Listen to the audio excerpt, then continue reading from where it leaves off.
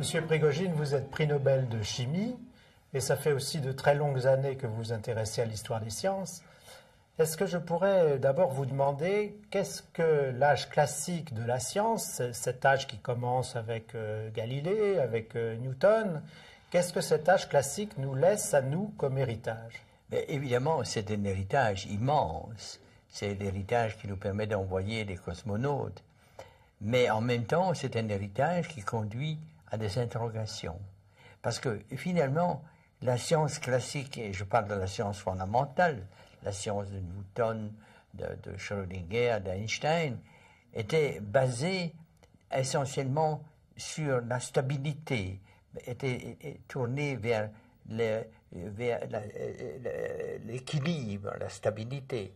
Est-ce qu'on peut dire la permanence La aussi? permanence. Tandis que nous voyons partout maintenant fluctuation, évolution, instabilité, pour commencer déjà dans l'histoire cosmologique. Donc, il me semble que l'évolution qui se fait devant nous, c'est le passage d'une science comme géométrie à une science comme narration. Oui, Descartes disait « toute ma physique n'est que géométrie ». N'est que géométrie. Et on peut dire la même chose d'Einstein, n'est-ce pas? Donc, et je crois que c'est d'ailleurs un des grands paradoxes, parce qu'Einstein est parti de l'idée de la permanence de la géométrie, et c'est pourtant ces théories qui ont été très importantes dans la découverte de l'histoire de l'univers. J'ai toujours aimé dire qu'Einstein était devenu le Darwin contre sa propre volonté, n'est-ce pas? Et donc, c'est cette transition, je pense, qui est très importante, parce qu'elle permet d'inclure, au fond, dans la description de la nature, et le fondamental, et les lois de la nature, et aussi la vie, et finalement l'homme. Et c'est de cela, au fond, que je voudrais vous dire quelques mots. La science classique, le concept fondamental de la science classique, c'est la notion de loi de la nature, dont l'exemple le plus frappant est évidemment la loi de Newton, qu'on écrit souvent force égale masse fois accélération. Eh bien, c'est une loi déterministe, parce que dès que vous connaissez les conditions initiales et les forces, vous pouvez prédire le futur, comme vous pouvez rétro-prédire le passé, n'est-ce pas?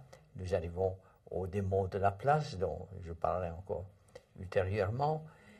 Donc il y a le déterminisme et la réversibilité. Dans cette loi, le futur et le passé jouent le même rôle. Et c'est évidemment une conception très spécifique. La notion de loi de la nature est spécifique à la culture occidentale. Dans la culture de l'Inde, la culture de la Chine, qui étaient pourtant d'extraordinaires observateurs de la nature, l'idée de loi, de légalité, d'obligation qu'implique l'idée de loi n'a jamais été formulée, n'est-ce pas? Est-ce qu'elle n'a pas des arrière-plans théologiques, cette notion de loi de la nature? J'ai toujours pensé qu'il y avait un arrière-plan théologique, parce que, au fond, pour Dieu, il n'y a pas d'incertitude. Dieu a fait les choses, comme disait la ministre, de la meilleure manière possible. Donc, au fond, en introduisant la notion de loi de la nature, l'homme se rapprochait de la vision, de quelque manière, quasi divine, n'est-ce pas? Et c'est évidemment une notion grandiose, n'est-ce pas? Et donc les lois sont exprimées de manière mathématique, souvent par ce qu'on appelle les équations différentielles, et leur solution par l'intégration de ces équations. Donc c'est évidemment une conception grandiose, mais en même temps, elle nous laisse un peu sur notre faim. Elle nous laisse un peu sur notre faim, parce que finalement, est-ce que c'est vraiment un modèle d'univers? Il n'y a pas de doute que c'est un modèle pour des phénomènes très simples, pour une pierre qui tombe, pour le mouvement de la Terre autour du Soleil, et en mécanique quantique pour l'atome d'hydrogène. Il y a des succès vraiment immenses. Mais est-ce que c'est vraiment là une raison pour dire, mais tout rentre dans ce même moule? C'est ça la question. Bien entendu, la science classique a connu des transformations. D'habitude, aujourd'hui, on ne formule pas la dynamique en termes de la loi de Newton, mais plutôt en termes d'hamiltonien. L'hamiltonien, c'est l'énergie totale du système, n'est-ce pas? Et une fois qu'on a cet hamiltonien exprimé dans les fonctions, dans les variables qui lui correspondent, coordonnées quantité de mouvement, peu importe, eh bien on peut décrire tout le futur et aussi le passé. C'est de nouveau une description réversible et déterministe. Alors évidemment, devant cette conception grandiose, se pose quand même le problème de l'homme. Se pose le problème de l'homme, le problème, c'est une espèce d'univers limpide, sans mystère, transparent, qui nous est présenté, mais que devient l'homme là-dedans? Et vous savez que ce problème a été posé par les très grands scientifiques et les grands penseurs. Par exemple, pour Monod, la vie était dès lors à l'extérieur de ces lois, était le résultat on pourrait dire, d'un miracle laïque, puisqu'il était très opposé à toute forme de croyance religieuse. Donc, il y avait un dualisme qui émergeait. Et de même, pour Coiré, n'est-ce pas, Coiré, le grand historien des sciences, insistait sur le fait que dès lors, il y avait deux vérités, la vérité newtonienne et la vérité de l'homme. Et deux vérités, il n'y a pas de vérité. Donc il y avait comme une espèce de brisure, n'est-ce pas, de brisure entre deux mondes. Et cette brisure a conduit évidemment à l'idée de deux cultures et est très caractéristique de la pensée occidentale. Est-ce qu'on ne retrouve pas justement cette brisure chez Kant particulièrement bien exemplifiée? Sûrement.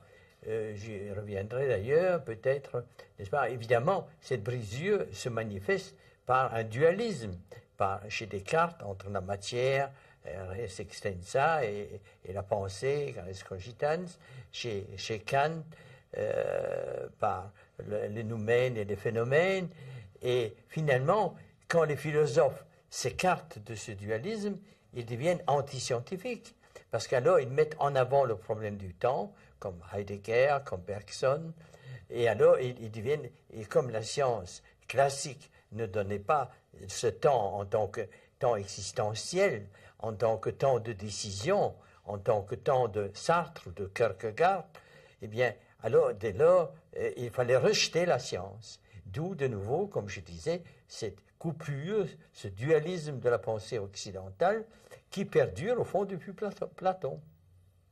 Oui, est-ce que néanmoins, dans l'approche antique de la science ou de la philosophie, est-ce que finalement certains problèmes n'étaient pas mieux posés que par la science classique elle-même? Mais ce problème du dualisme s'est posé depuis la science antique, d'une manière particulièrement claire par Épicure et par Lucrèce, puisque Épicure se demandait comment la nouveauté pouvait apparaître dans le mouvement rectiligne des atomes. Et c'est comme ça qu'il a introduit le clinamen, qui est au fond une espèce de petite turbulence occasionnelle, imprévisible. Et une chose qui me frappe d'ailleurs, c'est que cette idée de clinamen est reprise au XXe siècle par des grands penseurs et scientifiques comme Einstein et Hawking, puisque Einstein, dans son travail sur l'électromagnétisme en 1916, dit on ne peut comprendre l'émission spontanée qu'en imaginant que les photons sont émis à intervalles imprévisibles et dans des directions imprévisibles. Et que Hawking, dans son livre célèbre, Une brève histoire du temps, est aussi dualiste. D'un côté, un univers géométrique et de l'autre côté, le principe anthropique qui est là pour expliquer la vie. Mais quel est le lien entre les deux? Et en somme, je dirais que mon problème central a été de dépasser ce dualisme. Mais le dépasser non en niant la science ou niant la philosophie, mais en essayant d'arriver à une image du monde qui contenait les deux, à une image non contradictoire du monde qui contenait les lois de Newton, mais qui contient aussi la vie et qui contient finalement aussi l'homme.